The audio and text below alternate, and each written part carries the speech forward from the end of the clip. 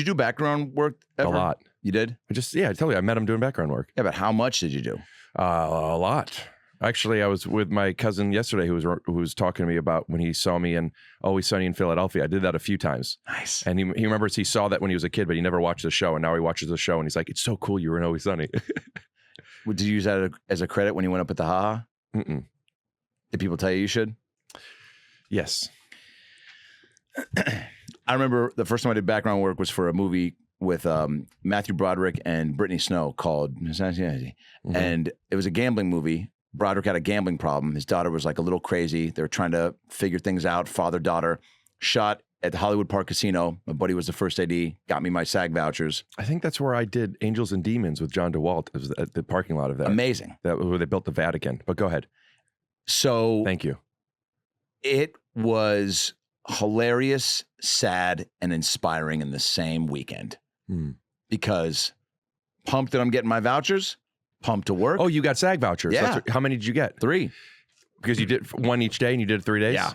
Do people understand that to get into the Screen Actors Guild, at least when we were younger and wanted to get into the Screen Actors Guild, it's really tough because you got to book a job. To get a job with SAG, you have to be SAG. Yeah. So how do you get SAG? The only way it's like, do you want this coffee? Well, you better have a mouth. And the guy's like, I get what you're saying, but yeah. But how would you get a mouth? Third base. Third voucher. We'll be right back. Wow, those are really dependable products. Ooh. That's correct.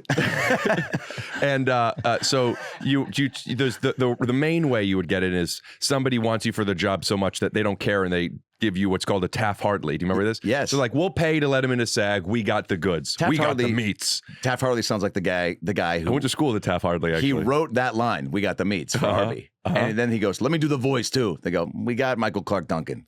A lot of people don't realize that Michael Clark Duncan not only created Dunkin' Donuts, but was the cousin of the Arby's guy who, you know what Arby's, where he gets his name? No. For RB, roast beef. What? Yeah. Shut up. I was going to say RB right back. Those are some great products. Use one of those too. Are you serious? Yeah. Wow, that makes me want to do it. Do a backflip. That was one of your best so far today. Wait, so you get 3 vouchers. If you get a Taft-Hartley, continue. Yeah, so when you're doing background work, if you're featured in a way or if the AD wants to sleep with you, they will give you listen, here's a voucher. We need, because each proper unit productions need to have a certain percentage or a minimum amount of their background people have to be SAG. Yeah. So if there's 100 background actors, I'm making this number up, but at least 10 of them have to be SAG. So, because there's SAG background and there's non-union background. Yes. And SAG background not only gets paid, back then it was $124 for 8. Yeah. $164 for 8. For 8 hours. No, it was $128 for 8, I think, and $64 for 8 hours. It was over $100. And also, you got to have the background. There's the non-union craft services, which was just like a couple of chips, but then there was the SAG craft services that had the beef jerky and the little jugs of orange Sliders, juice. Orange juice. Yeah. Cheese and crackers. I want to also go back to, if you remember, and I don't later on, an experience I had with the SAG crafty. However, so if they only had 8 union people, they have 2 vouchers to give. We need for union requirements to get 2 more people who are technically union. So the voucher makes you union for a day. Yeah. You get 3 of those, you get to join SAG. And I did. Big deal when you're a background actor. Fuck yeah. Big deal. Huge deal. Yo, I got a voucher. You got a voucher? Wait a minute. Who gave it to you? How'd you get a voucher? How'd you know? Dude, I don't want to say. No, but it's okay. You can tell me. I have one. I got one from Bones a few years ago. How many vouchers do you have now? I'm still trying to get my second one. Fucking very cool. Wow. So you get to, wow.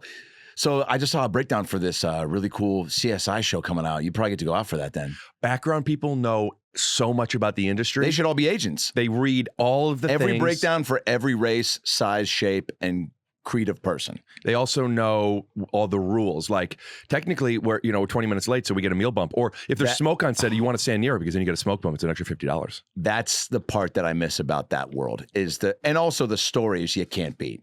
Please tell me they've worked, because it's some of these people, it's their career. Worked, yeah. But none of them, some of them maybe have had interactions, but the ones that I heard that were like the goats of the background world, in that weekend, there was one guy, God, I wish I knew his name, R.I.P., but he's probably still alive, but he definitely, he sat in the corner, and when I walked in my first day, had like 8 background extras like facing him, and he was telling a story. And right away, and he probably had brought his own chair, right? You know, the regulars have their own foldy He's chair. like, you got to ask him, but they'll let you do it.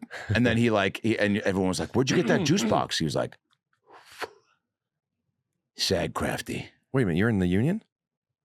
I got my vouchers 25 years ago. Well, so I love it. I love it. Do you ever get to be a stand-in? Been there, done that. You know, stand-ins get paid, I think it was like $225, right? Plus overtime was big. Like when you were a union and you're doing a show that's 16 hours, you get overtime, I think, after 8, 10, and 12. It's like 1.5 and then it's double. I mean, you could walk away with like $500-600 a day. It's like it's a legit job. And also, I remember I really liked it because like I worked on Angels and Demons, Always Sunny, a lot of other things. But like you get to watch, I remember watching Ron Howard direct Tom Hanks. Wow. And also you get really comfortable. It's not necessarily a school per se, but if you're standing around or watching, you're seeing big productions be made.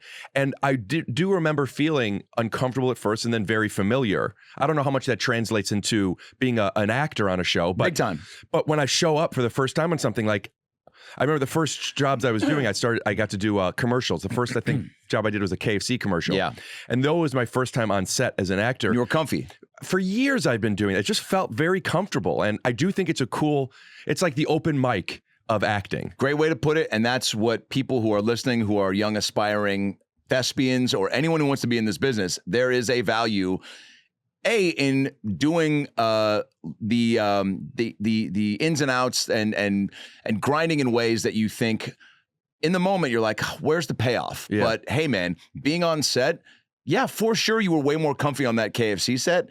And probably did an even better job because you got to watch Ron Howard direct. I don't know if that in particular, but yeah, I knew what was going on. I wasn't curious about slates and everything. I also met one of my best friends, John DeWalt, doing background on Angels and Demons. That's where we met.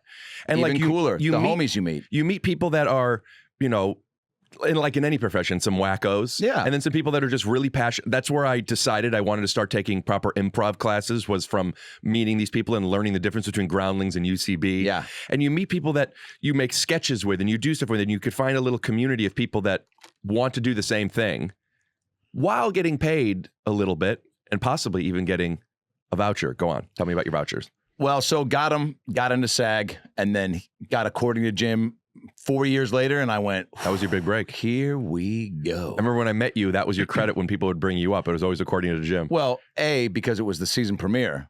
I remember I got a note from my agent. She goes, they bumped it up to the season premiere. And I was like, get the fuck out of here. I go, call Spielberg and tell him.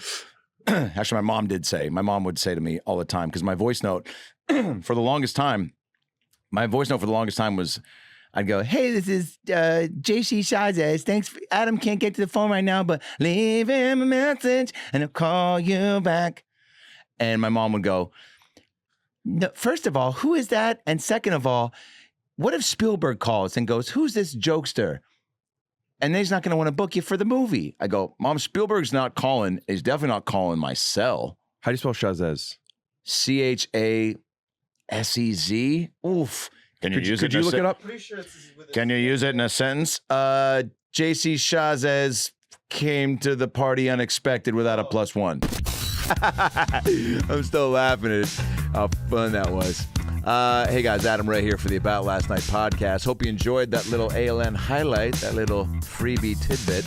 If you want to see more highlights, clips, animations, and episodes, click right there. Click right there and get all the free ALN goodies your heart can muster. And of course, subscribe to the show by clicking the ALN logo right there. Do that. It's easy. See you next time. Peace.